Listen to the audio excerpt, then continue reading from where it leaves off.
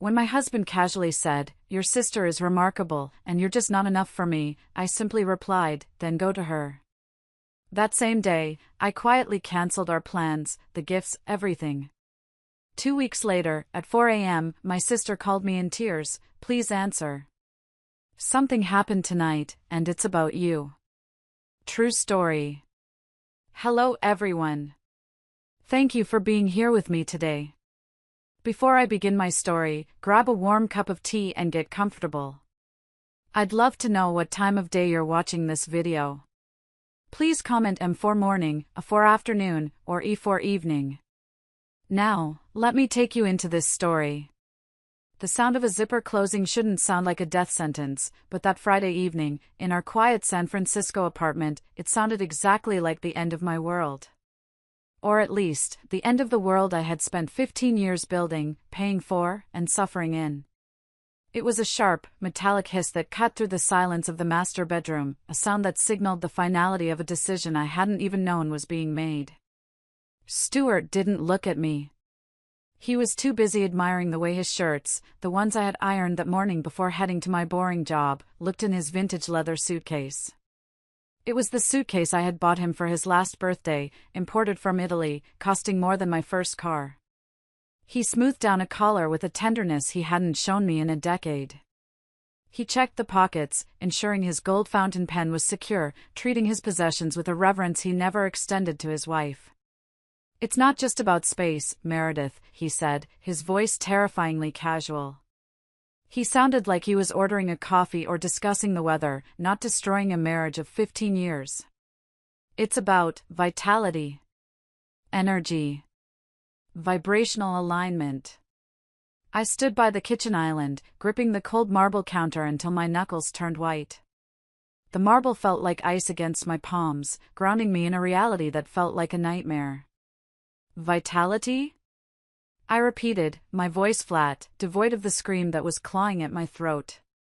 "Is that what we're calling it now? Vibrational alignment?" He finally turned to look at me. His eyes swept over my gray cardigan, my messy bun, the tired lines around my eyes that were there because I'd been up until 3 a.m. working on a crisis strategy for a client in Tokyo. But he didn't know that. He just saw a tired, middle-aged housewife who paid the bills. He saw utility, not a partner. "Look at you, Meredith," he sighed, a sound full of deep, weary disappointment. "You just exist. You plod through life. You check boxes. You pay bills. You're comfortable. You're safe. But you're not remarkable." The word landed like a physical slap across my face. Remarkable. It hung in the air, sucking the oxygen out of the room. "And who is remarkable, Stuart?" I asked, though I already knew the answer. The sickness in my stomach, a cold, heavy stone that had been sitting there for months, told me the answer before he even opened his mouth. "Tabitha," he said. He didn't even have the decency to hesitate. He didn't flinch. "Your sister she's vibrant. She understands art. She understands passion. She makes me feel like I'm actually alive. She thinks I'm a genius, Meredith." When was the last time you looked at me like I was a genius? Probably before I realized I was paying for your genius's lunch every day for the last 10 years, I thought, but I didn't say it. Not yet. I held the words back, swallowing the bile. "So," I said, forcing my voice to remain steady, refusing to let him see me break. "You're leaving me. For my sister." "We have a connection," he said defensively, zipping the bag shut and lifting it off the bed. "She gets me. She understands the burden of being a creative soul in a capitalist world. And honestly, Meredith? My friends, they've been saying it for years. That I settled. That I could do better. Tabitha is better. She's remarkable. And you're just not enough for me anymore." The silence that followed was heavy, filled with the ghosts of 15 years. The sacrifices. The secrets. The nights I cried in the bathroom so he wouldn't hear because my sadness ruined his creative flow. I looked at this man. This man wearing the cashmere sweater I bought him, standing in the living room I paid for, holding the keys to the car I leased in my name. And suddenly, the crushing weight on my chest vanished. It was replaced by a cold, sharp clarity. It was the feeling of a fever breaking. "Okay," I said. He blinked, caught off guard. "Okay? You think she's better," I said, walking to the front door and opening it wide. The hallway air was chilly, carrying the scent of impending rain. "Then go to her. Go find better. But Stuart? Don't ever come back. When you walk out this door, you are walking out of my life, my bank account, and my protection." He looked at me with a mix of confusion and pity. He probably expected tears. He expected me to beg, to cling to his leg, to promise I'd dye my hair or lose 10 pounds or start listening to his pretentious lectures about architecture with more enthusiasm. He expected the desperate Meredith he had trained me to be. "I'll send for the rest of my things," he said, puffing out his chest as he walked past me, dragging the suitcase wheels over the hardwood floor. "I need to find myself, Meredith. I need to be with someone who matches my level." "Goodbye, Stuart," I said. I closed the door. I locked the deadbolt. I leaned my forehead against the cool wood and listened to his footsteps fade down the hallway. Click, clack, click, clack. Then the elevator dinged. Then silence. He was gone. My husband of 15 years was gone to sleep with my little sister. I didn't cry. I walked back to the kitchen island where my phone was sitting face down. It vibrated against the marble. A single notification. I picked it up. It was an email from my secure server. Subject: wire transfer confirmation from Catalyst Ventures, amount $14,800,000, status completed. I stared at the number. $14.8 million. The final payout for the sale of MJ Solutions, the company I had built from nothing, in the dark, while Stuart was busy finding himself and flirting with my sister. I looked around the empty apartment.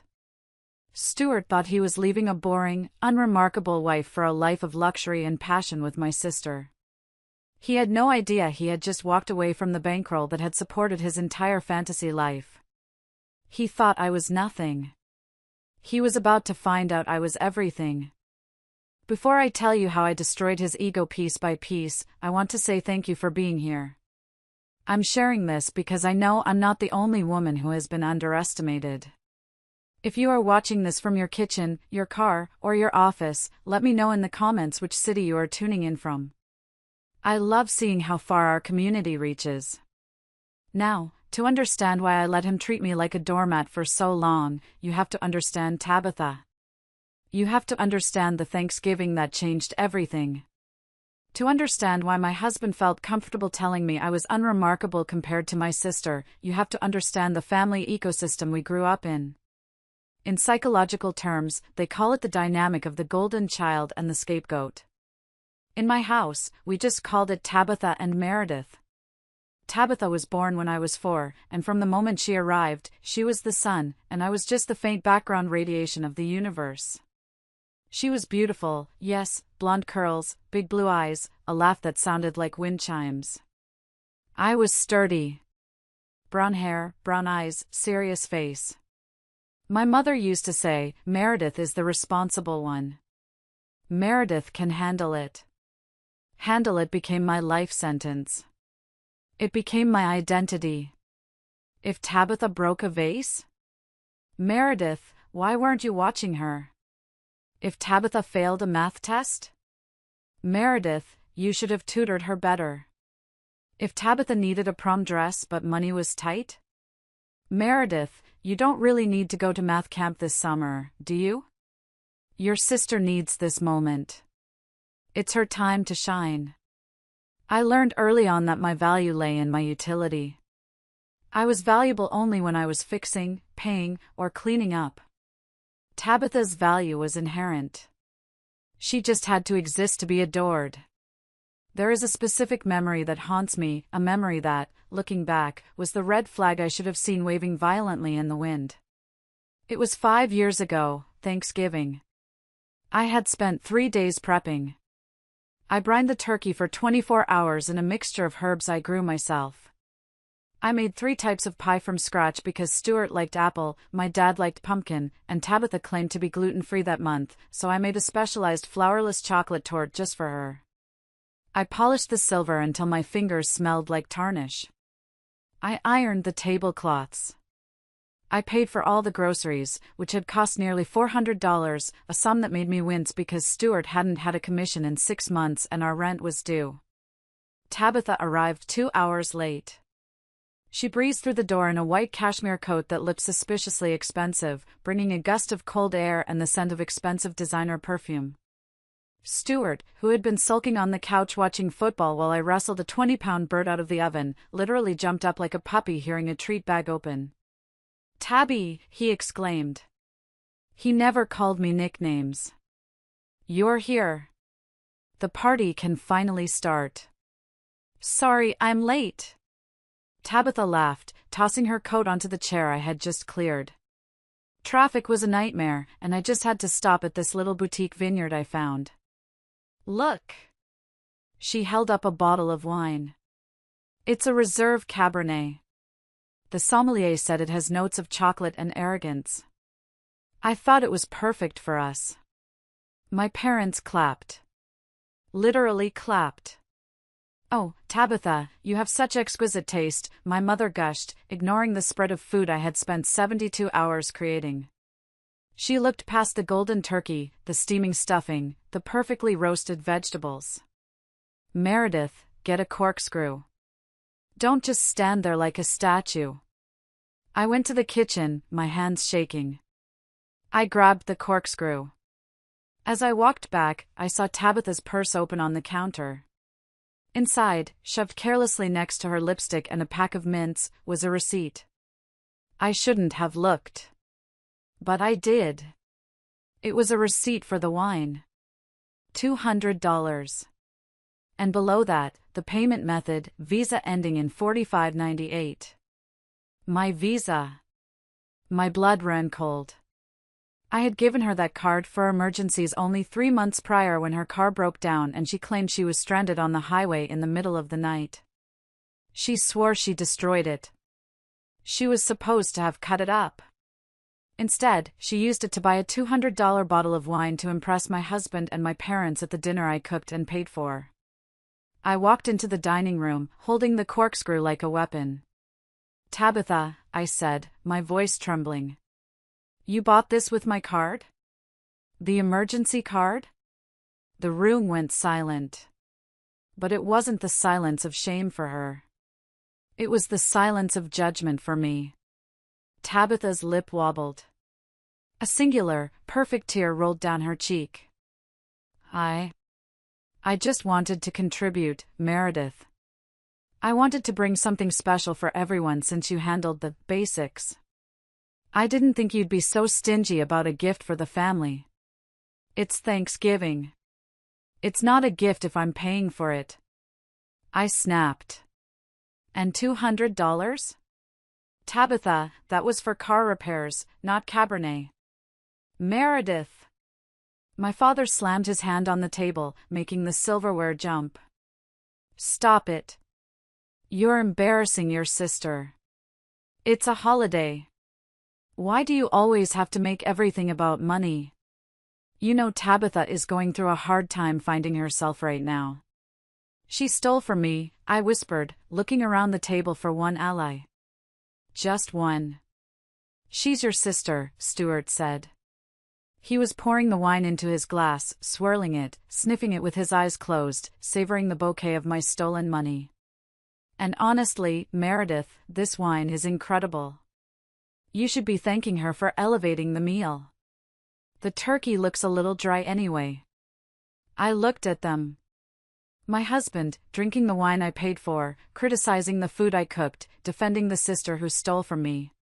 My parents, looking at me with disdain for ruining the vibe. I swallowed the scream that was building in my throat. It tasted like ash. I sat down. I ate the dry turkey. I drank the water from the tap because Stuart drank the last of the wine. That was the dynamic. I was the wallet, the maid, the punching bag. Tabitha was the star. And Stuart? Stuart was the audience member who decided he wanted to be on stage with the star, not in the tech booth with the crew. But what none of them knew, what I kept hidden deep inside, was that while they were playing these petty games, I was building something real. Something that would eventually give me the power to buy and sell all of them. But first, I have to tell you how I met Stuart, and how I let a mediocre man convince me that I was the lucky one. 15 years ago, I wasn't a secret millionaire. I wasn't a CEO. I was just Meredith, a 27-year-old technical copy editor with a sensible haircut, a sensible car, and a heart desperate to be loved. I was the girl who did everything right but felt like everything was going wrong. I met Stuart at an art gallery opening in the Mission District. He was standing in front of a painting that looked like a spilled paint bucket, explaining loudly to anyone who would listen about negative space and urban decay.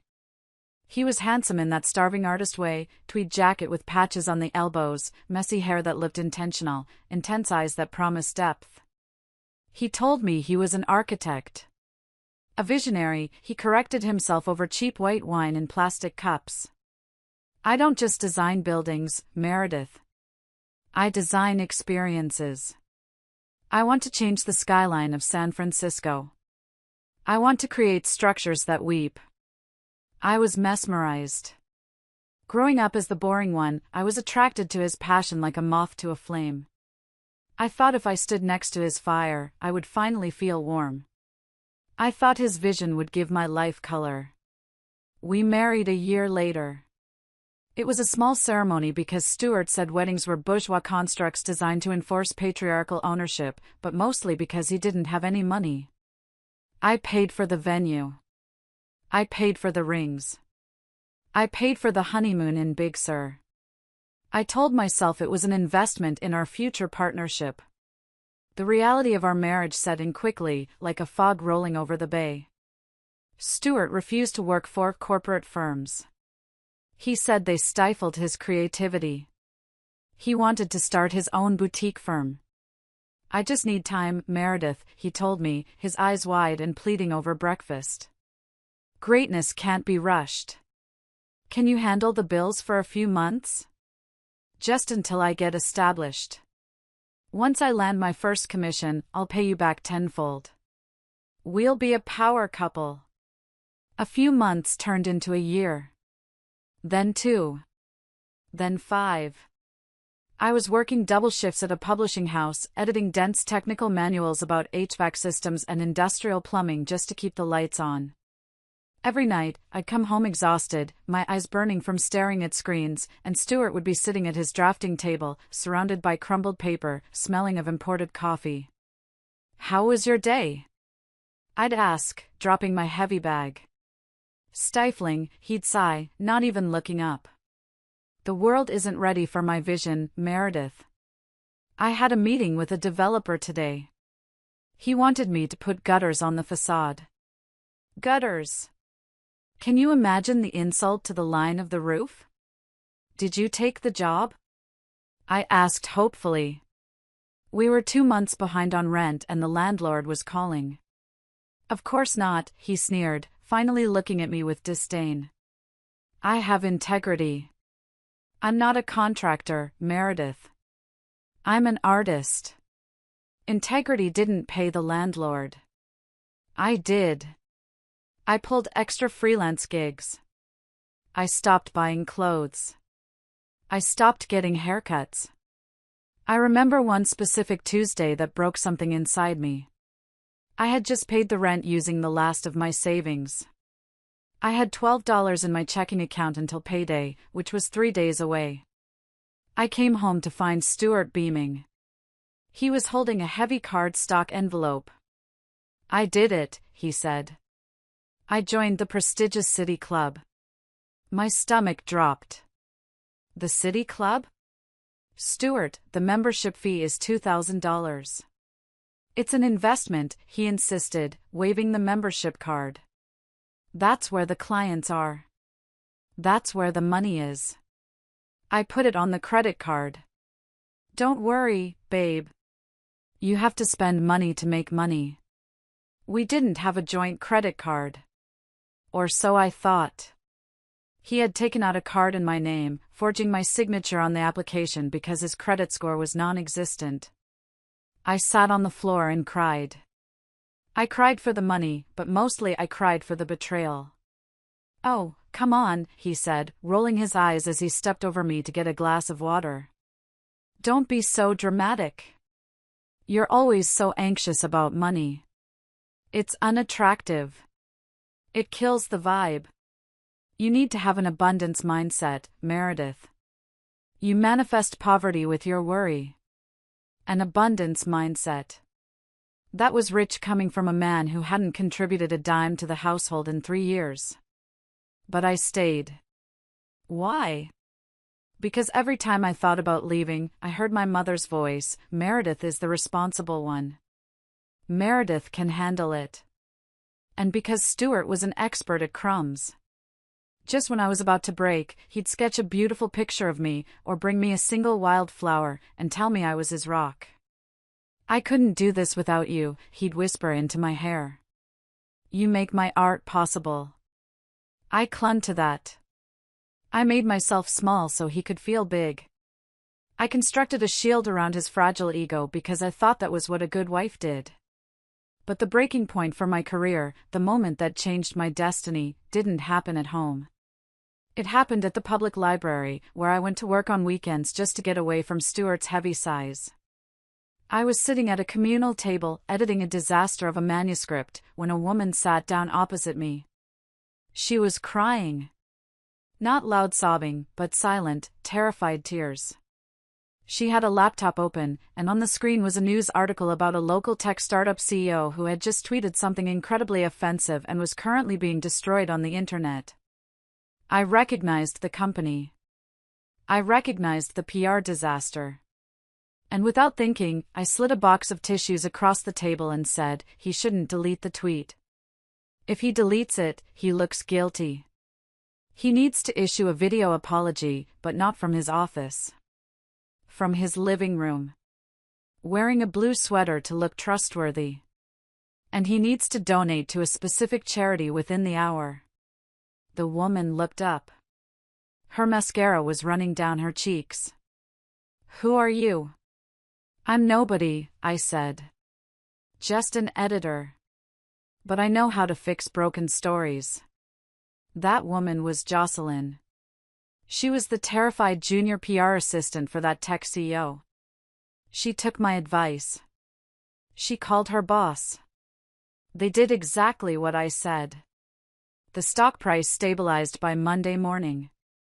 Jocelyn found me at the library the next weekend. She slammed a check onto the table. You saved my job, she said. And my boss wants to pay you a consulting fee. $5,000. $5,000. That was 3 months of rent. But, Jocelyn lowered her voice, leaning in, her eyes shining with ambition. He has friends. Messy friends. Rich friends. They make mistakes, and they need people like you who can see the narrative and fix it. Meredith, I think we can build a business. That was the birth of MJ Solutions. And it was the beginning of my double life. When I brought home that first check for $5,000, my first instinct was to run to Stuart. I wanted to wave it in the air like a flag. I wanted to say, look. I'm valuable. I'm smart. I'm not just a drudge who edits HVAC manuals. But as I walked through the door, the air in the apartment was thick with tension. Stuart was pacing the living room, kicking at the rug. They rejected the proposal, he spat out before I could even take off my coat. Philistines. They went with some cookie-cutter firm because they were safer. I'm too avant-garde for this city, Meredith. I'm casting pearls before swine. He kicked the leg of the sofa so hard the lamp rattled. I feel like a failure, he muttered, sinking into the cushions, putting his head in his hands. I'm 30 years old and I'm a failure. Maybe I should just quit and work at Starbucks. I touched the check in my purse.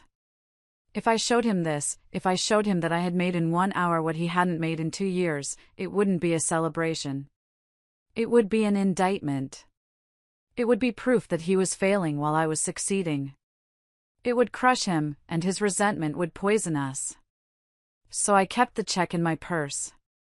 I'm so sorry, Stuart, I said, sitting next to him and rubbing his back. They don't deserve you. You're too good for them. The next day, I opened a separate bank account. An LLC. MJ Solutions. Jocelyn and I started working out of her tiny studio apartment, sitting on the floor with laptops, drinking cheap coffee. But the work was electric. Silicon Valley was booming, and with big money came big mistakes. Data breaches. Executive affairs. Leaked emails. I had a knack for it. I could look at a catastrophe and see the exit route. I understood how to manipulate language, how to bury a story, and how to spin a narrative. I was the fixer. While Stuart slept in until 10 a.m. waiting for inspiration, I was up at 5 a.m. coordinating with legal teams in London. While he played video games in the afternoon to decompress, I was on encrypted calls with CEOs of Fortune 500 companies, telling them exactly what to say to save their stock prices. The money started trickling in. Then it flowed. Then it poured. 6 months in, we landed a contract with a major social media platform to handle their crisis response protocol. The retainer was $20,000 a month. I remember sitting in my beat-up Honda Civic after signing that contract, shaking. I looked at the signature on the paper. I was rich. I was successful. And I had to go home to a husband who was currently asking me to cut back on groceries because he needed new drafting software.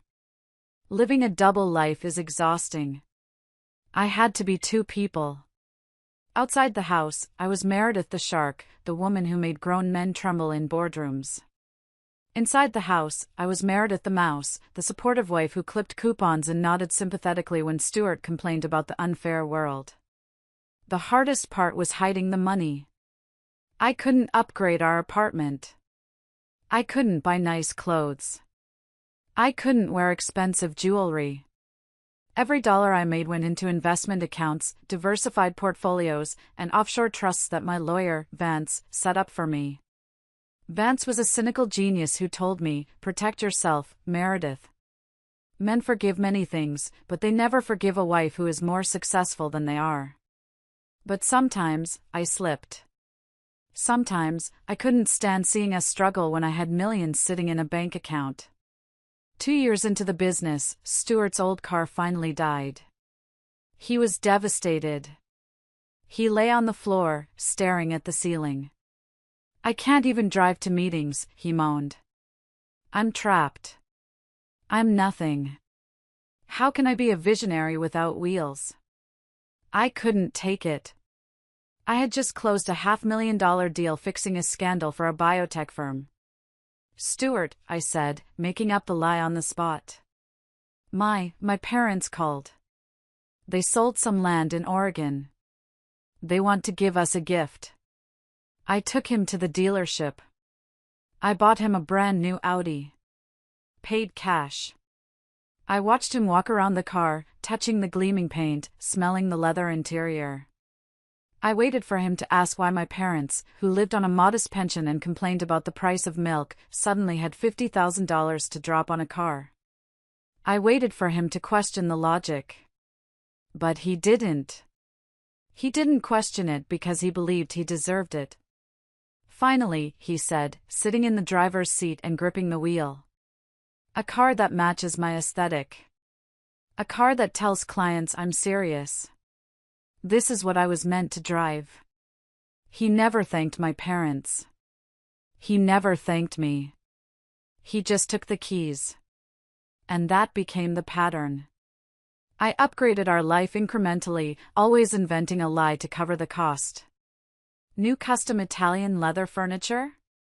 I found it at an estate sale for pennies. Can you believe it? A luxury vacation to Italy? I won a contest at work.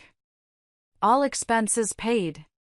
I paid for 5-star hotels and first-class flights. His expensive tailored suits from Seville Row? There was a huge discount at the outlet because of a stitching error you can't even see. I was subsidizing his ego. I was building a stage, lighting the lights, and paying the audience, just so he could pretend he was the star of the show. I was creating a monster, feeding it with my hard-earned money, and telling myself it was love. But the danger didn't come from the lies I told Stuart. It came from the person I couldn't lie to fast enough. My sister, Tabitha. Tabitha had a nose for money like a shark has a nose for blood. She noticed the thread count of the sheets. She noticed the quality of the wine I served. She noticed that despite my complaints about bills, I never actually ran out of money. And about 3 years ago, she started circling. She sensed the abundance I was trying so hard to hide, and she wanted her piece of the pie. Tabitha's life was a masterclass in failing upward. She moved from one disaster to another, always landing on her feet because someone else, usually me, was there to catch her. She married a personal trainer who turned out to be broke, divorced him, tried to become an Instagram influencer, failed because she refused to post consistently, tried to start a jewelry line, got sued for copyright infringement, and then decided her true calling was wellness coaching. Through it all, she needed money. At first, it was small amounts. Meredith, I'm short on rent this month. Meredith, my car needs tires. Meredith, I need a new laptop for my brand. I paid them. It was easier to pay than to listen to my mother's guilt trips about how I was hoarding my stable income. But as Stuart and I approached our mid-40s, Tabitha started to change her strategy. She stopped asking me for money directly.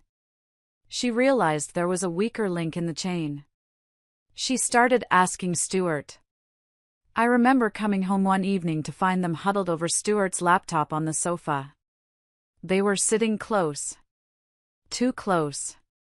Tabitha's hand was resting on Stuart's forearm, her fingers tracing the fabric of his sleeve, casually picking off lint that wasn't there. "Oh, Meredith," Tabitha said, not moving her hand. Her voice was syrupy sweet. "Stuart was just helping me with a business plan. He's so brilliant with structure. He sees the big picture." "Brilliant," Stuart echoed, looking flushed and important. "Tabitha has a vision for a luxury wellness retreat in Napa. It's architectural gold, Meredith. She wants to use sustainable materials." "I just need a seed investment," Tabitha said, turning her big, watery blue eyes on me. $10,000. That's all. Stuart thinks it's a guaranteed return. I have a presentation." She clicked a button. A PowerPoint slide appeared. It was clearly a template she had downloaded 5 minutes ago. It had spelling errors. It had photos of yoga mats stolen from Google Images. It was a joke. "We don't have $10,000, I lied automatically, dropping my keys on the counter. Stuart frowned. "Well, actually, Meredith. I was looking at the joint savings account. We have about $12,000 in there. The rainy day fund." My blood boiled. That was the money I kept visible to him, the money I trickled in from my salary as an editor to simulate a normal savings rate. "That's for emergencies, Stuart. If the car breaks down. If one of us gets sick. Not for hypothetical wellness retreats." "You don't believe in me," Tabitha whispered, shrinking back into the sofa cushions, making herself look small and victimized.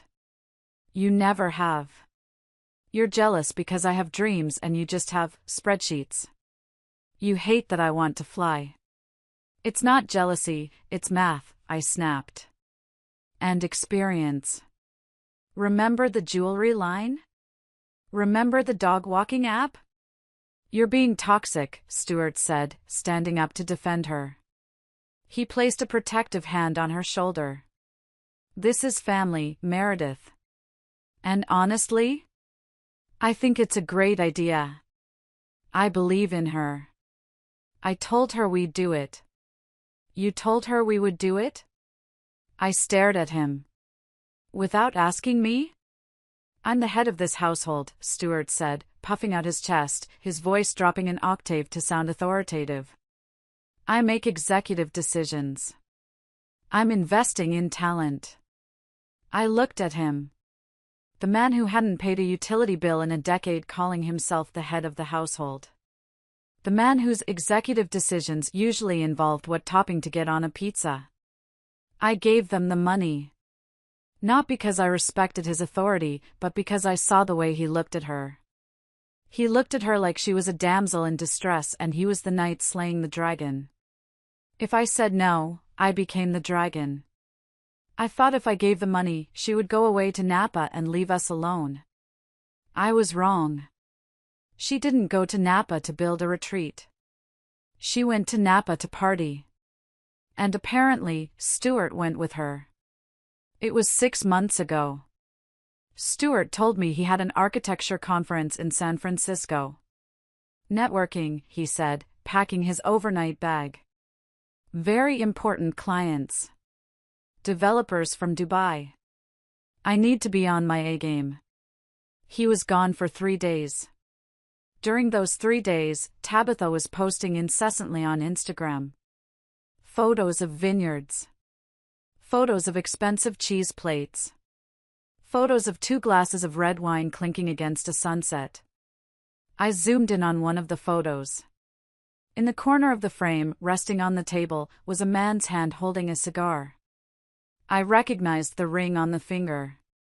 It was the platinum band with the custom etching I bought Stuart for our 10th anniversary. My heart hammered against my ribs. I sat in my home office, surrounded by contracts for my company, and felt like the stupidest woman alive. When he came home, I asked him, "How was the conference?" "Exhausting," he said, avoiding my eyes as he unpacked. "Endless seminars. Boring lectures. But I made some good contacts. I think I really impressed the guys from Dubai. Did you see Tabitha? She was in Napa this weekend. It looked lovely." He froze for a fraction of a second. Just a glitch in the matrix. "No," he said, turning his back to me to hang up a shirt. "Why would I see her? I was in the city, Meredith. You're paranoid. You always try to connect dots that aren't there." He pulled a receipt out of his pocket and tossed it on the table. It was a parking stub from a San Francisco garage. "See? Proof. Stop being so insecure. It's unattractive. It makes you look old." I looked at the receipt. It was time-stamped for 1 hour on Friday morning. He had parked, got the receipt to create an alibi, and left. He had planned this. He had staged his lie. I didn't confront him then. Why? Because I was busy. MJ Solutions was in the middle of the most critical phase of the acquisition talks with Catalyst Ventures. I was negotiating a $14 million deal. I was working 18-hour days. I didn't have the mental bandwidth to fight with a cheating husband. I told myself, just get the deal done. Secure the money. Protect the asset. Then deal with Stuart. But I underestimated how brazen they had become. They weren't just sneaking around anymore. They were flaunting it. They were mocking me right to my face. And the climax of their cruelty happened exactly 1 week before he left me. The dinner party. It was supposed to be a celebration of Stuart's birthday. I had organized it, of course. I booked a table at Lucille, a trendy French bistro in the city that Stuart loved because the portions were microscopic and the waiters were rude, which he mistook for European sophistication. I invited his friends, a group of creatives who all dressed in monochromatic black and complained about gentrification while sipping $20 cocktails paid for by their parents' trust funds. And, of course, Tabitha. I wore a navy blue dress I had owned for 5 years. It was elegant, appropriate, modest. It was the dress of a wife who supports, not a woman who shines. Tabitha walked in 20 minutes late, drawing every eye in the room. She was wearing a red slip dress that looked more like lingerie than clothing. It was skin-tight, backless, and screamed for attention. It was a dress that said, "Look at me, I'm the main character." "Happy birthday, brother-in-law," she purred, leaning in to kiss Stuart on the cheek. She lingered there. Her bright red lipstick left a smudge on his jawline. He didn't wipe it off. He wore it like a badge of honor. We sat down. I was at the end of the table, near the waiter station. Stuart sat in the middle, the king of the feast, with Tabitha immediately on his right. The conversation immediately turned to Stuart's genius. Stuart was telling us about his vision for the waterfront redevelopment. One of his friends, a failed sculptor named Julian who wore a scarf indoors, said, "It's revolutionary. It's a tragedy that he's so constrained by the small minds in the city." "Constrained by what?" I asked, taking a sip of water, trying to participate. "By the mundane," Julian sneered, looking directly at me with eyes that judged my entire existence. "By the need to play it safe. Artists need muses, Meredith. They need fire. They need chaos. They don't need domesticity." Tabitha laughed, a tinkling sound that grated on my nerves. She touched Stuart's arm, her fingers walking up his bicep. "Oh, Julian, don't be mean to Meredith. She tries her best. Someone has to balance the checkbook, right? While the rest of us dream in color, Meredith dreams in black and white." "I suppose," Stuart said. He looked at me, his eyes cold and detached. "Meredith is very practical. She keeps me grounded. Sometimes a little too grounded. Like an anchor dragging in the mud. Or a ball and chain," Tabitha giggled. The whole table laughed. It wasn't a friendly laugh. It was a pack of hyenas laughing at the wounded gazelle. I felt heat rising up my neck, a flush of humiliation. "I'm not an anchor, Stuart. I'm the boat. Without the boat, you'd drown. You'd be treading water in the middle of the ocean." "Ooh, touchy," Tabitha mocked. "See? No sense of humor. Stuart needs someone who can laugh. Someone who can run with him. Someone who understands that life is about more than just paying bills." I dropped my napkin. It was an accident, my hands were shaking with suppressed rage. "I'll be right back," I said, needing to escape the suffocation of their ridicule, needing to breathe air that didn't smell of their expensive perfume and condescension. I bent down to pick up the napkin from the floor. And that's when I saw it. The tablecloth was long, draped almost to the floor. Under the table, in the dim light, I saw Stuart's hand resting on Tabitha's knee. Her legs were crossed, leaning toward him. His thumb was stroking her skin, a slow, intimate, possessive rhythm. Up and down. Up and down. They weren't just flirting. They weren't just having an emotional affair. They were together.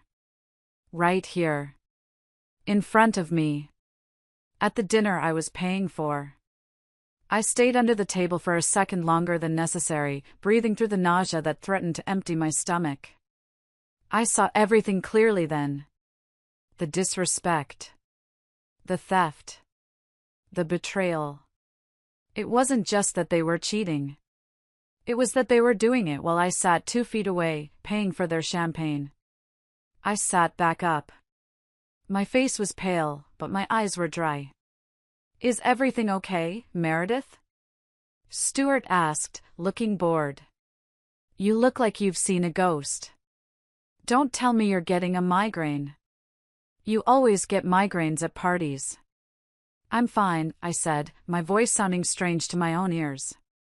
Just a moment of clarity. Typical, Tabitha muttered into her wineglass. Always bringing down the mood. I sat through the rest of that dinner. I watched them touch. I listened to them insult me. I watched Stuart feed Tabitha a piece of dessert from his fork. I paid the $600 bill with the card Stuart thought was backed by my freelance savings. But in my head, I was already gone. In my head, I was calculating. I realized then that simply leaving him wasn't enough. Divorce wasn't enough. If I just divorced him, he would play the victim. He would try to take half of everything, claiming he contributed to my success by supporting me. He would use my money to fund his life with Tabitha. They would laugh about me in my own house. No. I needed a nuclear option. I needed to make sure that when I left, I took the floorboards with me so they would fall straight into the basement. I needed to shatter his reality so thoroughly that he would never be able to piece his ego back together. When we got home that night, Stuart was buzzing with adrenaline. "Great night," he said, loosening his tie. "Did you see how Tabitha charmed everyone? She really lights up a room. You could learn a thing or two from her social skills, Meredith." "She certainly does," I said, turning off the lights. "She lights everything on fire." 1 week later, he packed his bags. He thought he was discarding me. He didn't know I had already unlocked the cage and was just waiting for him to walk out so I could bolt the door behind him and watch him starve in the wild. The morning after Stuart left, I didn't spend the day crying in bed eating ice cream. I didn't call my friends to sob about being abandoned. I spent it in the glass-walled office of Vance & Associates, the most ruthless divorce firm in San Francisco. Vance was a shark in a three-piece bespoke suit. He had sharp eyes and a smile that terrified opposing counsel. He had been my corporate attorney for MJ Solutions, protecting my intellectual property, but today, he was wearing his divorce hat. "So," Vance said, leaning back in his leather chair, tapping a gold pen against the desk. "He's gone. And the wire transfer from Catalyst Ventures just hit your separate account." "Yes," I said. $14.8 million. It cleared this morning. And he knows nothing? He thinks I'm a freelance copy editor making $40,000 a year. He thinks I clip coupons because I have to, not because I'm hiding assets. Vance smiled. It wasn't a nice smile. It was a predatory smile. Perfect. Now, let's talk strategy. California is a community property state. Usually, everything acquired during the marriage is split 50-50ths. If he finds out about the money, he'll want $7 million. He'll argue he supported your career, that he was the wind beneath your wings. He's not getting a dime, I said, my voice hard. He was the anchor around my ankles. That's why we have the ironclad protocol, Vance said, tapping a thick file on his desk. We had prepared for this. Years ago, when I started making real money, Vance had advised me to set up a postnuptial agreement. At the time, I told Stuart it was to protect him from my potential business debts because I was taking on risky freelance contracts. I told him I didn't want his credit score to be ruined if I failed. Stuart, terrified of debt and protective of his precious credit score, had signed it without reading it. He thought he was protecting himself from my failure. In reality, he had signed away his right to any future assets derived from my separate property business entity. The postnup is solid, Vance confirmed. But we need to be careful. If he can prove he contributed to the business, even emotionally, or by giving you advice, he could challenge it. Did he ever help you? Name the company? Design a logo? He called my work typing for pennies, I said. He never asked me a single question about my business in 10 years. I have diaries. I have witnesses. Jocelyn will testify that he thought she was my yoga instructor. Good. Now, let's look at the joint accounts. Vance pulled up the forensic accounting report on a large screen on the wall. It was an autopsy of our marriage in numbers. A spreadsheet of betrayal. Here, Vance pointed to a series of withdrawals highlighted in red. 500 here. 2,000 there. Hotels in Napa. Dinners at steakhouses. Jewelry stores. Tabitha, I whispered. We traced the transactions, Vance said. He's been paying for your sister's apartment for the last 6 months. Using the joint savings account, the money you deposited. He withdrew it as cash or consulting expenses, but we matched the amounts to her rent checks. I stared at the screen. The betrayal was mathematical now. Indisputable. He had used my money I worked 80-hour weeks for, to set up a love nest for my sister. He had funded his affair with my paycheck. That's dissipation of marital assets, Vance said. We can claw that back. But Meredith, we can do more than just win in court. We can destroy his narrative. How? He's an architect, right? Or he claims to be. His reputation is his currency. He relies on the perception of success. If the world knows he's a fraud who leeched off his wife while sleeping with her sister, if the world sees the receipts, he's finished. No one will trust him. I thought about it. I thought about the golden child and the scapegoat. I thought about the Thanksgiving dinner. I thought about the red dress. I thought about the 15 years I spent making myself small so he could feel big. I don't just want to win, Vance, I said. I want him to feel it. I want him to know exactly what he threw away. I want him to see the $14 million and know he can't touch a cent of it. I want him to understand that the boring wife was the CEO all along. Then we proceed with the reveal, Vance said. But you have to be cold. No emotion. You let him dig his own grave. You let him think he's winning until the trap shuts. Don't worry, I said, standing up and smoothing my skirt. My heart is ice. I cried all my tears years ago. I went home. I changed the locks on the door, not to keep him out, but to make a point. I packed up his remaining things, his mediocre sketches, his expensive sculpting tools, his collection of pretentious vinyl records he never listened to. I put them in boxes by the door. I was ready for war. But first, I had to deal with the flying monkeys. In narcissistic family systems, when the scapegoat finally stops accepting the abuse, the abuser sends out the flying monkeys, people recruited to guilt-trip the victim back into submission. They are the enablers, the ones who say but it's family to excuse the inexcusable. My mother called me 3 days after Stuart left. I saw her name on the caller ID and felt that old, familiar knot of dread in my stomach.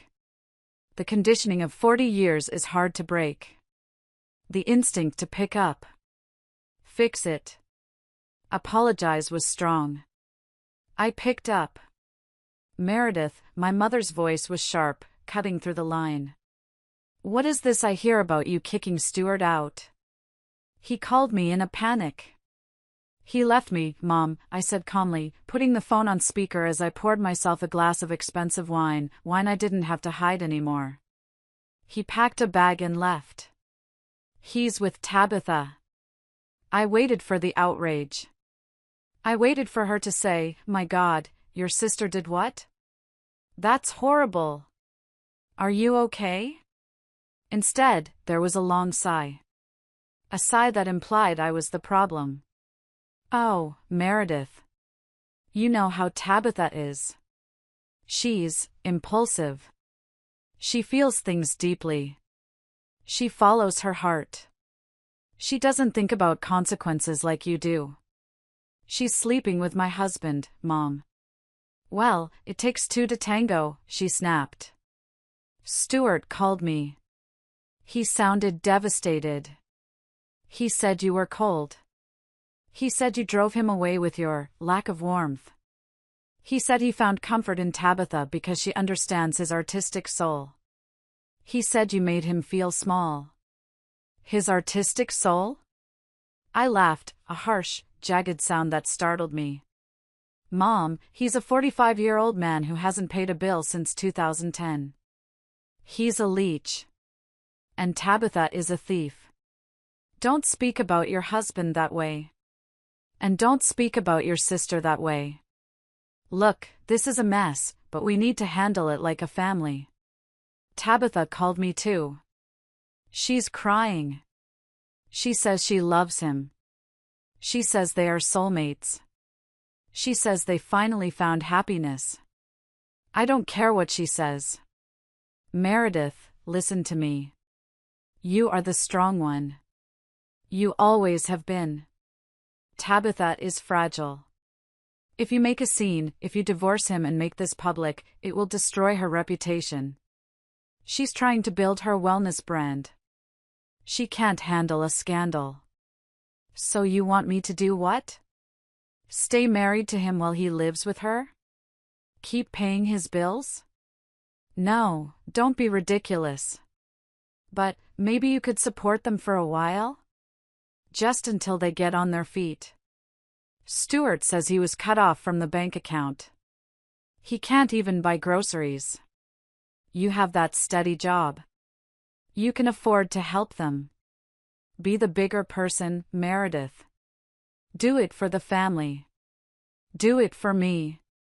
I'm getting old, I can't handle this stress. The room spun. My mother was asking me to fund my husband's affair with my sister because I was the strong one.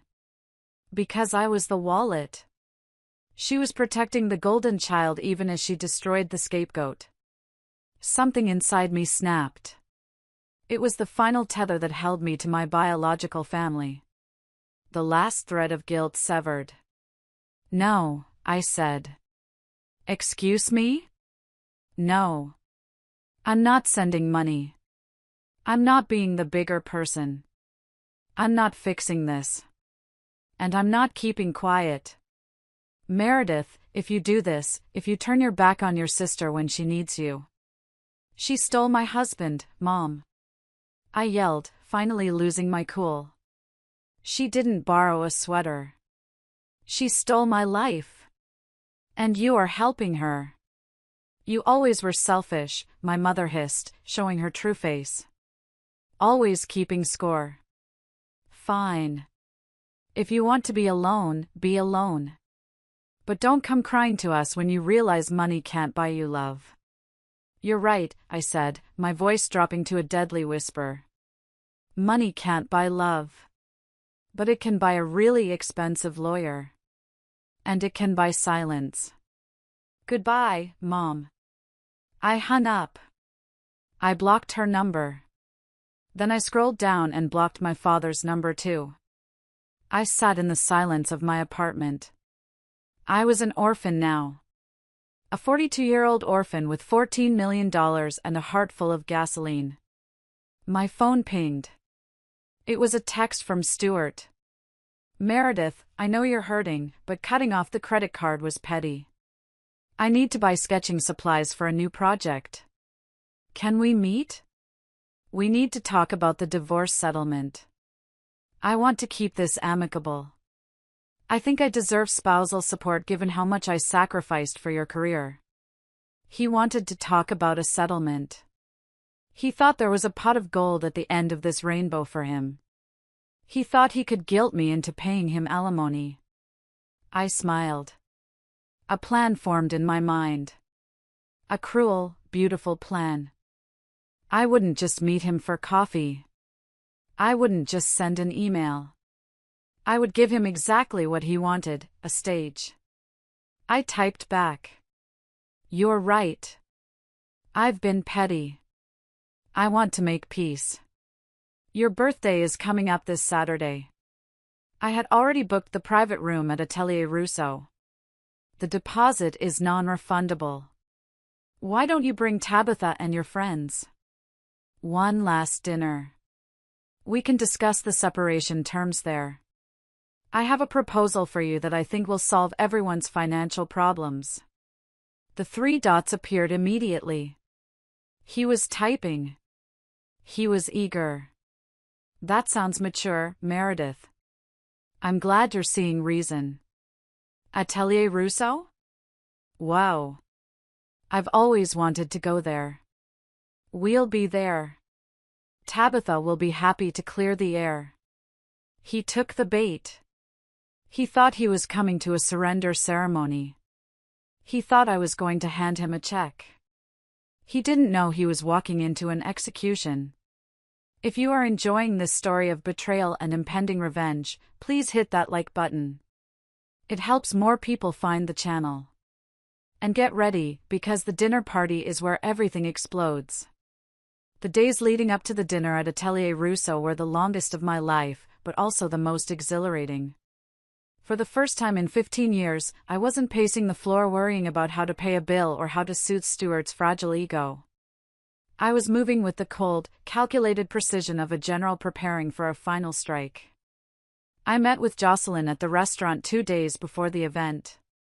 Atelier Rousseau isn't just a restaurant, it's a fortress of culinary pretension in the heart of San Francisco's financial district.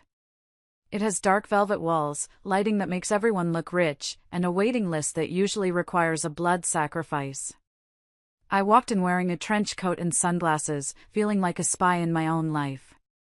Everything is set up, Jocelyn whispered, guiding me to the private dining room I had reserved.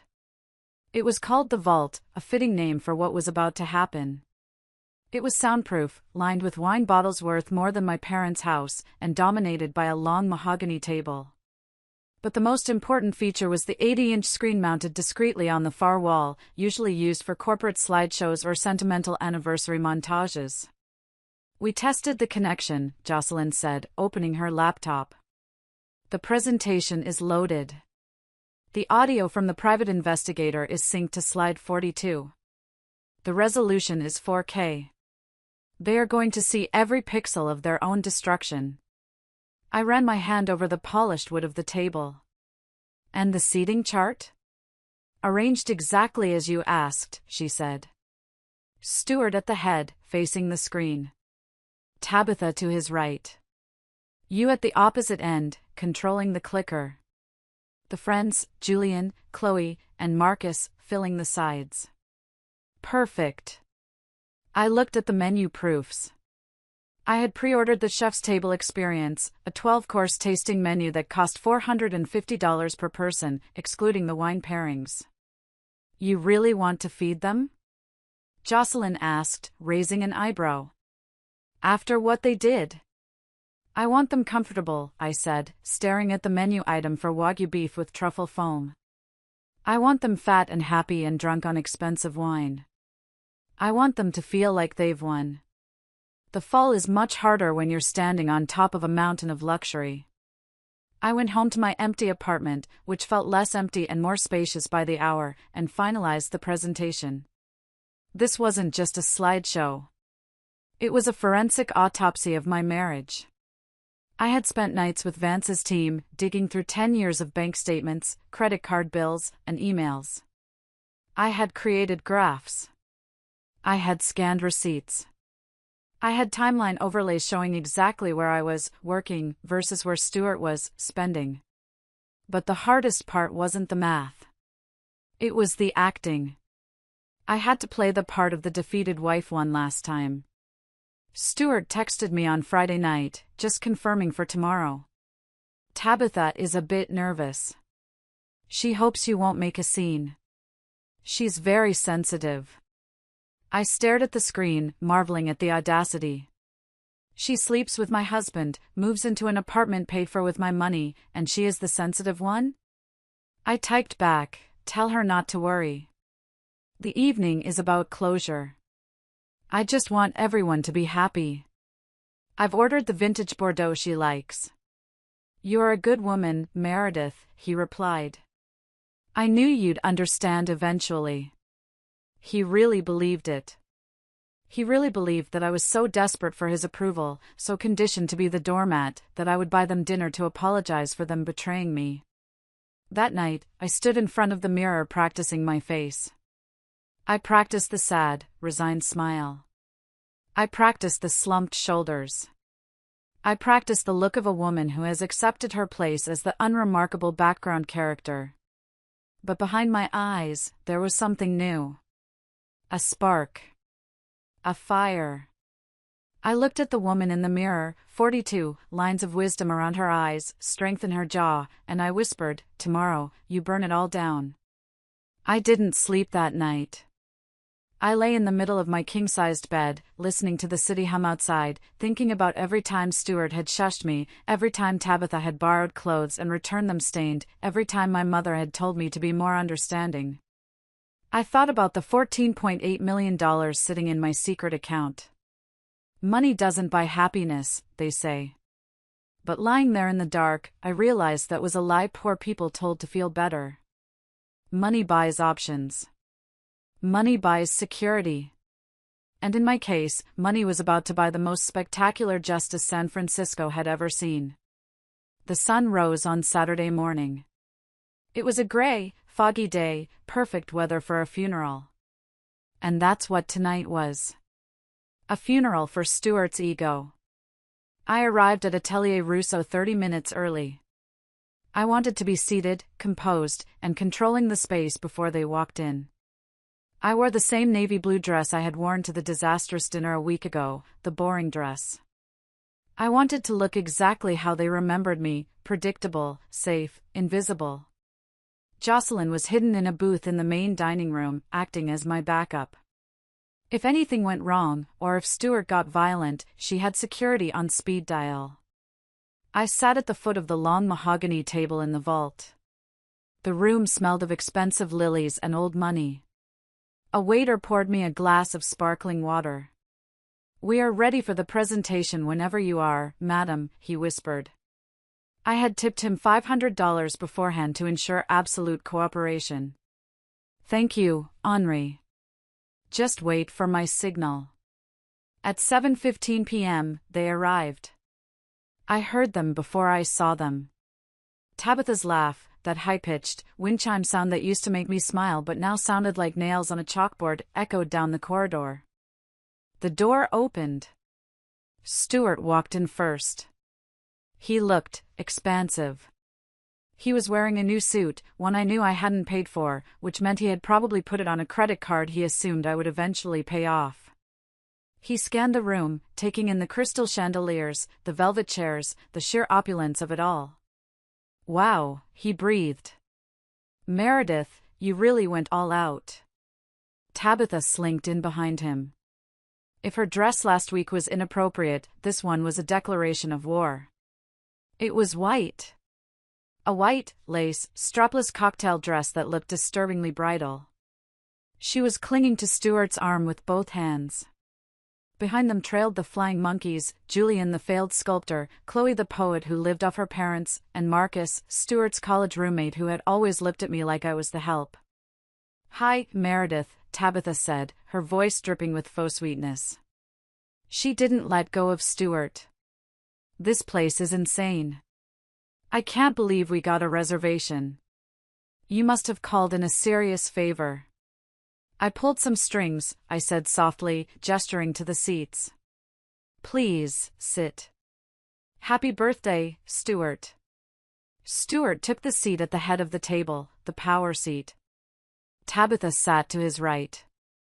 The friends filled in, looking at me with that specific mix of pity and contempt people reserve for the ex-wife who doesn't know when to quit. "So," Julian said, unfolding his napkin. "We were just saying in the Uber how mature this is. Conscious uncoupling, right? Very Gwyneth Paltrow." "Something like that," I said. "It's good that you're accepting reality, Meredith," Chloe chimed in, reaching for the bread basket. "Stuart and Tabitha, their energy is just undeniable. It's quantum physics. You can't fight physics." "No," I agreed, gripping my water glass under the table. "You certainly can't fight physics. Or math." The sommelier arrived to pour the first course pairing, a crisp champagne. "To Stuart." Tabitha toasted, raising her glass high. "To new beginnings. To following your heart. And to leaving the past behind." She looked directly at me when she said the past. To Stuart, the table echoed. Stuart beamed. He looked like a king holding court. He looked at me down the length of the table with a benevolent smile. Thank you, Meredith, he said. Really. This means a lot. I know things have been rocky. But I'm glad we can be civilized. I want us to be friends. I want you to be part of our lives. Maybe you can even help Tabitha with her business plan? You're good at the boring paperwork stuff. I almost laughed. The audacity was breathtaking. He was leaving me, sleeping with my sister, and in the same breath asking me to do her paperwork. We can talk about all of that, I said, my voice steady. But first, let's eat. I ordered the tasting menu. I think you'll love the third course. It's called Smoke and Mirrors. The dinner proceeded. I watched them eat my food. I watched Tabitha feed Stuart a bite of scallop. I watched Marcus whisper something to Julian while looking at me and snickering. They drank bottle after bottle of wine. They got louder. They got more arrogant. They forgot I was there, or rather, they treated me like the furniture, functional, necessary, but easily ignored. I'm thinking of expanding the firm, Stuart announced loudly during the duck course. Now that I have the right creative environment. Tabitha and I are looking at lofts in Soma. Something with exposed brick. Expensive, but worth it for the inspiration. How will you pay for it? I asked quietly. The table went silent for a second. Oh, Meredith, Stuart sighed, rolling his eyes. Always the bean counter. Money is energy. It flows. When you align your chakras, the resources appear. Besides, we'll work out the settlement details. I'm sure you want to be fair. Fair, I repeated. Yes. Fairness is very important to me. By the time dessert arrived, a chocolate sphere that melted when hot caramel was poured over it, they were drunk and complacent. They were bloated with arrogance. Meredith, Stuart said, leaning back and patting his stomach. This was amazing. You really outdid yourself. It's a nice send-off. It's not quite over, I said, standing up. The room quieted. I prepared something, I said, walking toward the wall with the screen. A little presentation. Since we're all here. Since we're discussing the future and the past. Oh God, Tabitha groaned. Is it a photo montage? Please tell me it's not pictures of your wedding. That would be so cringe. Not exactly, I said. I pulled a sleek metal remote from my pocket. I signaled Henri, the waiter, who dimmed the lights. Stuart, I said, my voice changing. The softness was gone. The boring wife timbre was replaced by the voice I used to negotiate multi-million-dollar contracts. You said I wasn't remarkable. You said I lacked ambition. You said I was holding you back. Meredith, don't make a speech, Stuart warned, looking uncomfortable. I'm not making a speech, I said. I'm making a statement. I clicked the button. The screen blazed to life. But it wasn't a picture of us. It wasn't a memory. It was a logo. Sharp, modern, metallic gold against a black background. MJ Solutions Crisis Management and Brand Strategy. What is this? Julian asked, squinting. Is this your new blog? Next slide, I said to myself. I clicked again. The screen shifted. A graph appeared. A line graph that started flat and then shot upward like a rocket, climbing into numbers that made people in that room dizzy. Annual revenue, Year 1, $120,000 Year 2, $850,000 Year 3, $2,400,000 Year 4, $4,200,000 current YTD, $6,500,000. The room was silent. Not the polite silence of a dinner party, but the confused, heavy silence of people trying to solve a puzzle in a language they didn't speak. "What are we looking at?" Stuart asked, his voice slurring slightly from the wine. "Whose company is this?" "Mine," I said. The word hung in the air, simple and devastating. Tabitha let out a high, incredulous laugh.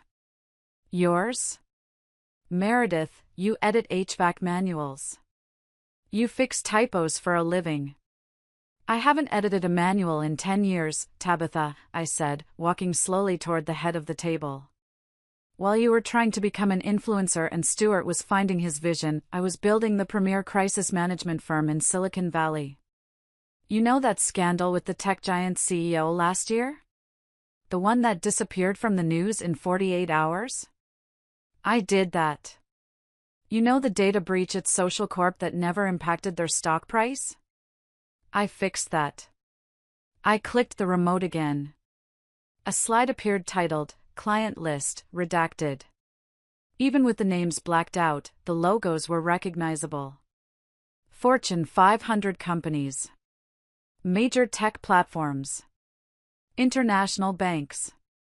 "I am the fixer that people whisper about," I said, looking directly at Stuart. "I am the woman CEOs call at 3 a.m. when their world is burning. And I built it all from our spare bedroom while you were sleeping in." Stuart's face was losing its color. He looked from the screen to me, trying to reconcile the boring wife he knew with the titan standing in front of him. "You're lying," he whispered. "You would have told me. We're married. We're partners." "Partners share burdens," I said. "Partners don't call their wives unremarkable. Partners don't sleep with their sisters." I clicked again. Press release embargoed until today. Catalyst Ventures acquires MJ Solutions for $28 million. Founder Meredith J. to retain seat on board. The number was in bold. $28 million. "The deal closed yesterday morning," I said. "My personal payout, after taxes and paying out my partner Jocelyn, hit my separate account just as you were zipping up your suitcase." I clicked to the next slide. A screenshot of my bank account balance. Available balance, $14,842,000. The collective gasp in the room was audible. Julian dropped his fork. It clattered loudly against the china. Tabitha's mouth fell open, her eyes darting back and forth between the screen and me, calculating, computing, realizing. 14 million? Tabitha squeaked. Her voice was thin, terrified. 14.8, I corrected. Almost 15. Stuart stood up. His legs were shaky. He looked like a man who had just been hit by a truck but hadn't realized he was bleeding yet. "Meredith," he said, his voice trembling. "Baby. Why didn't you say anything? This is amazing. We're rich. We can, the firm, the loft." He took a step toward me, his hands reaching out, his face transforming from confusion to a desperate, greedy hope. "I knew you were special. Deep down, I always knew you had this hidden depth. That's why I pushed you. I pushed you to be great." I laughed. It was a cold, sharp sound. "Sit down, Stuart." "But, we need to celebrate," he stammered. "Champagne. Waiter. More champagne. My wife is a genius." I said sit down. I barked. The command cracked like a whip. He sat. "You think this is for you?" I asked, gesturing to the screen. "You think this money is ours?" "Stuart, look at the date on the account opening. Look at the corporate structure." I clicked again. Postnuptial agreement, clause 4B. Any assets derived from MJ Solutions LLC are the sole and separate property of Meredith J. The document appeared on the screen, magnified. His signature was at the bottom. "You signed this 7 years ago," I said. You didn't read it because you were too busy worrying that my little freelance hobby would ruin your credit score. You signed away your right to every single cent. No, he whispered. That's not legal. I didn't know. It's very legal, I said. And Vance is very expensive. But that's not the best part. The best part is the next section. I leaned in, placing my hands on the table, looming over him. You see, Stuart, I was willing to share. For a long time, I was planning to surprise you. I was saving it for our anniversary. I was going to buy you that firm you wanted. I was going to give you everything. I saw the pain in his eyes, the realization of what he had lost. But then, I continued, you started sleeping with my sister. And worse, you started spending my money on her.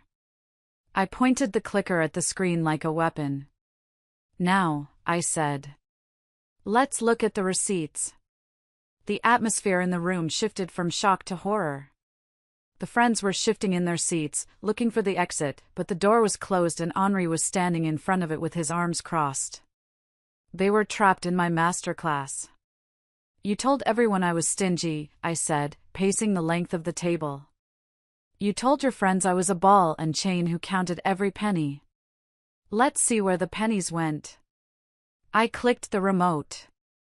An Excel spreadsheet appeared. It was color-coded. Red for Stuart. Pink for Tabitha. This, I pointed to a column, is the rainy day fund. The money I pretended to save from my editing jobs. In reality, I was depositing $5,000 a month into it to keep the lights on while you played architect. The rows scrolled down. March 12th, the Ritz-Carlton, Napa $1,200, Stuart and Tabitha. March 14th, Chanel Boutique $3,400, handbag for Tabitha. April 2nd, cash withdrawal $5,000, consulting fee deposited to Tabitha's account. You stole from the joint account, I said to Stuart. You took the money I put there for our mortgage and used it to buy her a purse. I turned to Tabitha. She was pale, clutching her napkin to her chest. And you, I said. The golden child. You told Mom you were building a business.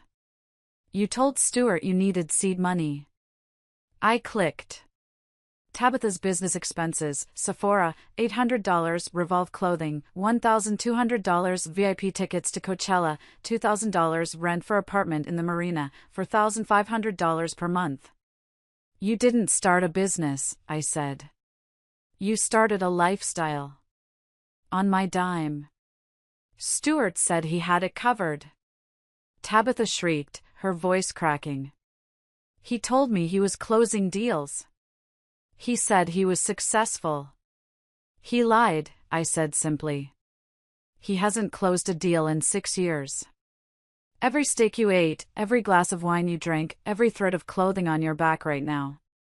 I paid for it. I turned to the friends. Julian, Chloe, Marcus. And you three, I said. They froze. Julian, I said. Remember that gallery exhibition you had? The one where you sold 3 sculptures and told everyone you were finally arriving? I clicked. A cancelled check appeared. Buyer, anonymous trust amount, $15,000. I bought them, I said. Stuart begged me. He said you were depressed. He said if you didn't sell something, you'd quit art. So I bought your ugly twisted metal scraps and put them in storage. You're not a genius, Julian. You're a charity case. Julian's face went crimson. He slumped down in his chair, looking like he wanted to dissolve. And Marcus, I continued. The loan Stuart gave you for your crypto investment? That was my bonus from the tech giant crisis. I looked at all of them. You all sat here tonight, drinking my wine, eating my food, and laughing at me. You called me boring. You called me unremarkable. But the only reason any of you are sitting in this room, wearing those clothes, living this fantasy life, is because I was working. I turned back to Stuart. He was crying. Not the silent, dignified tears of a movie star, but ugly, snotty, heaving sobs. Meredith, please, he blubbered. I didn't know. I'm sorry. I messed up. We can fix this. I love you. I've always loved you. Tabitha was just a mistake. A midlife crisis. It meant nothing. Nothing? Tabitha screeched. She stood up, knocking her chair over. You told me you loved me. You told me Meredith was a frigid bitch who didn't understand you. You told me you were going to leave her and we would travel the world. Shut up, Tabitha!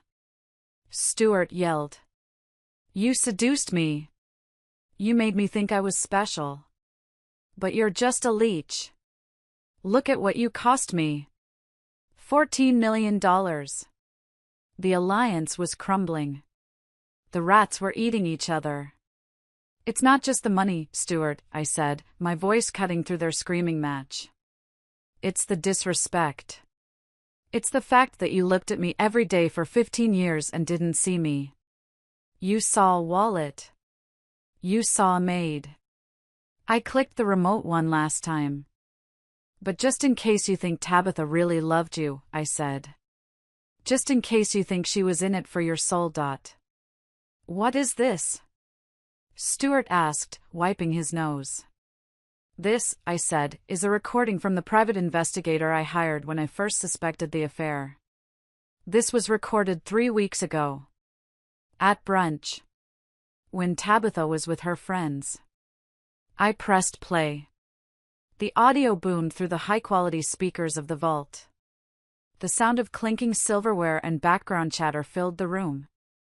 Then, Tabitha's voice, clear as a bell, cut through the noise.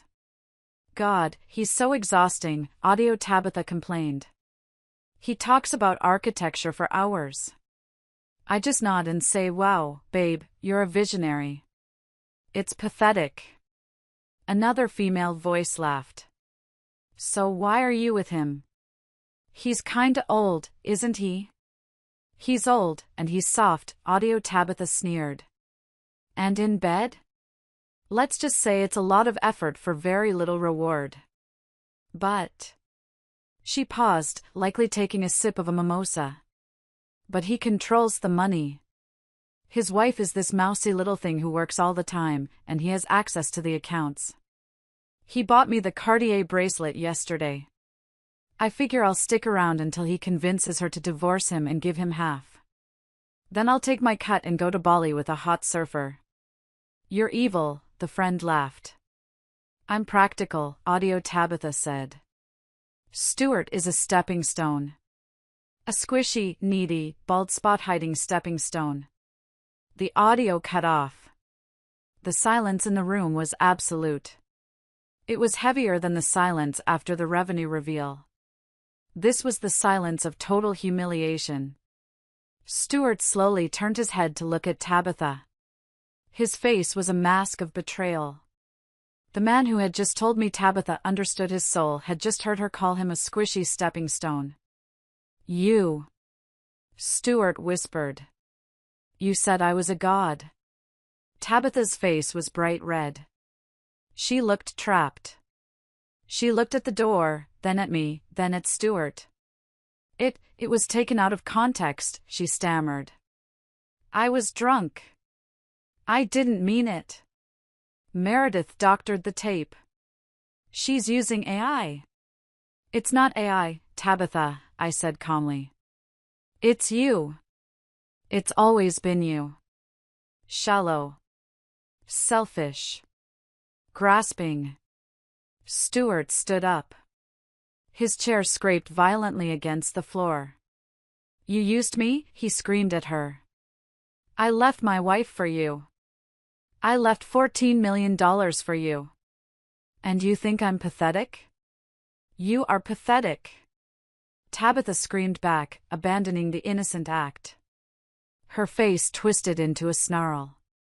Look at you. You're a loser, Stuart. Meredith was right. You haven't made a dime in years. You drove a car she paid for, lived in a house she paid for, and bought me gifts with her money. You're not a provider. You're a parasite. And what are you? I interjected, enjoying the show. A parasite on a parasite. Stuart looked like he was going to have a stroke. His veins were bulging. He looked at me, his eyes wide and pleading. Meredith, he choked out. You see? You see what she is? I was tricked. I was a victim here too. Please, take me back. We can go to counseling. I can change. I'll sign a new postnup. Just, don't leave me with her. Don't leave me with nothing. I looked at him. I looked at the man I had loved for 15 years. And I felt nothing. No anger. No sadness. Just the mild annoyance one feels when stepping on gum. It's too late, Stuart, I said. The divorce papers are already filed. Vance served them to your lawyer this morning. Along with the eviction notice. Eviction? The apartment lease, I said. It was in my name. I terminated it yesterday. You have 48 hours to vacate. And since you used joint funds for unauthorized expenses, Vance has frozen the remaining assets in the joint account pending litigation. So I have nothing? You have your genius, I said. And you have Tabitha. I hope you two are very happy together in whatever cardboard box you end up in. I walked over to where my purse was sitting. I pulled out a small, sleek envelope. However, I said, I'm not a monster. It is your birthday.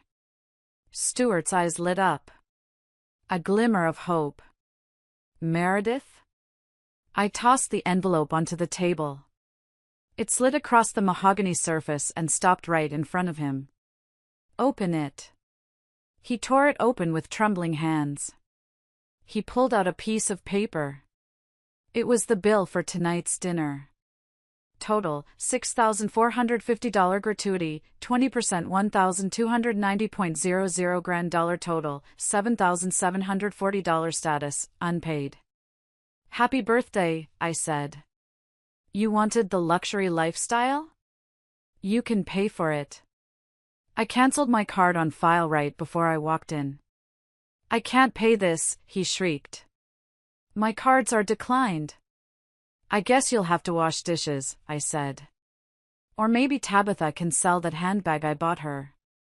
I signaled Henri. They are all yours. I turned around and walked toward the door. Behind me, the chaos erupted. Tabitha was crying. Stuart was yelling at the waiter. Julian and the friends were trying to sneak out but were blocked by security. I walked out of Atelier Russo into the cool San Francisco night. I took a deep breath. The air smelled of fog and the ocean. It smelled of freedom. I didn't look back. I didn't go back to the apartment. I checked into the St. Regis. I booked the presidential suite because, for the first time in my life, I wasn't saving for a rainy day. The storm had passed. I took a long bath. I ordered room service, fries and a glass of champagne, and watched bad reality TV. I turned my phone off. But at 4 a.m., the hotel room phone rang. I woke up, disoriented. The heavy curtains blocked out the city lights. I fumbled for the receiver. Hello? Meredith? Is that you? Please, don't hang up. It was Tabitha. But not the arrogant, sneering Tabitha from dinner. This was a broken, terrified voice. She was sobbing so hard she could barely speak. What do you want, Tabitha? I asked, sitting up and turning on the lamp. It's Stuart, she choked out. He went crazy, Meredith. After you left the restaurant, they called the police because we couldn't pay. I assumed they would. They kept us there for hours. Julian and the others, they left. They just ran out the back fire exit and left us there. Stuart had to give them his watch. His Rolex. The fake one you bought him. It wasn't fake, I said. It was real. I just told him it was fake so he wouldn't ask how I afforded it. Oh God, she wailed. He gave away a real Rolex? Focus, Tabitha. Why are you calling me? We got kicked out. We were on the street. And Stuart, he just snapped. He started screaming at me. He said I ruined his life. He said I was a whore. He started throwing my clothes. He had my suitcase in the trunk. He threw them into the street. Into a puddle, Meredith.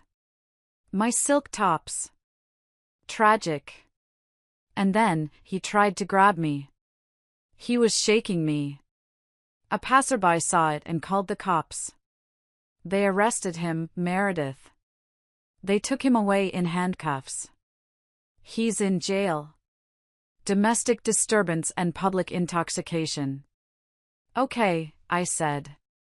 And I'm alone, she wailed. I'm on the street. It's freezing. I have nowhere to go. My apartment key, it was in Stuart's pocket. The police took his personal effects. I can't get into my place. And you stopped paying the rent, so the landlord changed the code anyway. That sounds like a series of unfortunate events, I said calmly. Meredith, please. I'm your sister. I'm sorry. I'm so sorry. I was jealous. I just wanted what you had. Please, can I come to your hotel? Just for one night? I'm scared.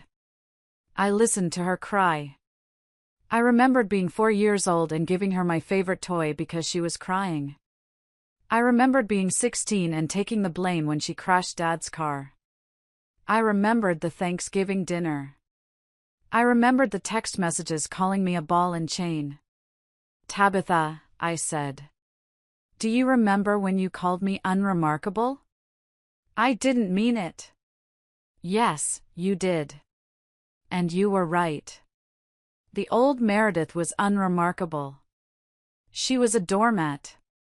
But the new Meredith? She's very remarkable. And she's very busy sleeping. Meredith! You can't leave me here. Call Mom, I said. She thinks you're a delicate flower. I'm sure she'll drive up to get you. It's only a 3-hour drive. Mom won't answer. It's 4 a.m. Then I guess you'll have to figure it out, I said. You wanted Stuart. You have him. He's in a cell at the county jail. Go wait for him there. Visit hours start at 9. Meredith. You bitch. That's rich bitch to you, I said. I hung up the phone. Then I unplugged it from the wall. I lay back down on the 1,000 thread count pillows. I thought I would feel guilty. I waited for the guilt. But it never came. Instead, I felt a deep, warm sense of peace. I fell back asleep and dreamed of flying. The divorce process was less of a battle and more of a demolition derby where I was driving a tank and Stuart was on a tricycle. He hired a lawyer, a strip mall guy named Richard who wore ill-fitting suits and smelled like desperation. He couldn't afford anyone else. Vance, on the other hand, brought a team of 5 associates to the deposition. Stuart tried everything. First, he claimed he was a co-founder of MJ Solutions. Vance produced the LLC formation documents, signed solely by me and Jocelyn. He produced emails where Stuart referred to my work as your little typing thing. He produced the lack of any investment capital from Stuart. Claim denied. Then, he claimed spousal support. He argued that he had sacrificed his own career to support mine, taking on the domestic burden. Vance played a montage of video clips from our home security system, which Stuart forgot existed. Clip after clip of Stuart playing video games while I cooked, cleaned, and worked. Clip after clip of him sleeping until noon. And then, the kicker, Vance produced the receipts of me funding his career. The AIA memberships, the software licenses, the office rent for a firm that had no clients. The respondent has been the sole financial provider for the household for 10 years, the judge said, looking over his glasses at Stuart with disdain. Request for support denied. Finally, Stuart tried the fraud angle. He claimed I committed financial infidelity by hiding assets. It's not fraud, Your Honor, Vance argued brilliantly. It was safety. My client protected her assets from a spouse who was actively dissipating marital funds on an extramarital affair. We have proof of the dissipation. He showed the spreadsheet. The Tabitha tax. The judge looked at the numbers. He looked at the postnup. The agreement holds, the judge ruled. Mr. Stuart, you signed it. You are an adult. You cannot claim ignorance of a contract just because you didn't bother to read it. The final settlement was brutal. I kept 100% of the proceeds from the sale of MJ Solutions. I kept the apartment proceeds, since I bought it before marriage. Stuart got his car, which I stopped making payments on, so it was about to be repossessed. He got his clothes. And he got half of the joint checking account, which, after Vance deducted the dissipated assets spent on Tabitha, amounted to a debt of $4,000 that he owed me. I'll waive the $4,000, I told Vance. I don't want a check from him. I just want him gone. I saw Stuart one last time in the hallway of the courthouse. He looked older. Smaller. The vitality he had talked about was gone. He looked like a man who had been hollowed out. Meredith, he said, stopping me. Tabitha wasn't with him. I heard she had moved back in with our parents and was currently making their lives miserable. Stuart. Was it worth it? He asked. Destroying us? Destroying the family? I looked at him. I adjusted my Hermes scarf. I didn't destroy anything, Stuart. I just turned on the lights. You were the one who was ugly in the glare. I miss you, he whispered. Not the money. You. No, you don't, I said. You miss the safety. You miss the person who cleaned up your messes. But she doesn't exist anymore. I walked away. My heels clicked on the marble floor. It was the sound of victory. 6 months have passed since the dinner at Atelier Rousseau. My life today looks nothing like the life I had. I sold the apartment in San Francisco. It had too many ghosts. I bought a villa in Tuscany. It's a cliché, I know, but clichés are clichés for a reason, because they are wonderful. I have a vineyard. A real one, not a fake boutique one Tabitha would visit. I produce olive oil. I wake up when the sun rises, not because I have to coordinate with London, but because the light over the hills is too beautiful to miss. Jocelyn and I started a new venture. It's a foundation that provides grants and legal aid to women trapped in financially abusive relationships. We call it the Phoenix Project. We help women build secret funds. We help them plan their exits. We help them find their remarkable. I haven't spoken to my parents. I heard through the grapevine that Tabitha is still living with them. They are miserable. Tabitha refuses to work, claiming she has trauma from the divorce, even though we weren't the ones married. She spends their pension. My mother complains to anyone who will listen about her heartless eldest daughter, but I know she secretly misses the checks I used to write. Stuart is living in a studio apartment in Oakland with 3 roommates. He works at a drafting supply store. I hear he tells people he's a consultant between projects. Some lies never die. As for me, I'm dating. His name is Mateo. He owns the vineyard next door. He doesn't know exactly how much money I have, and he doesn't care. He brings me flowers not because he messed up, but because they are blooming. He asks me about my thoughts, not my bank account. Last week, we were sitting on my terrace, drinking wine, my wine. You have a fire in you, Meredith, he said, tracing the line of my jaw. It's quiet, but it's fierce. It's remarkable. I smiled. I didn't flinch at the word this time. Yes, I said. I suppose I am. Looking back, the most painful part of this journey wasn't the betrayal itself. It wasn't the cheating or the theft. It was the realization that I had participated in my own erasure. For 15 years, I dimmed my light so Stuart wouldn't be blinded. I made myself smaller so Tabitha wouldn't feel crowded. I accepted the label of unremarkable because it was safer than being threatening. But here's the truth I learned, the truth that cost me 15 years and earned me $14 million. You cannot love someone into respecting you. You cannot pay someone into valuing you.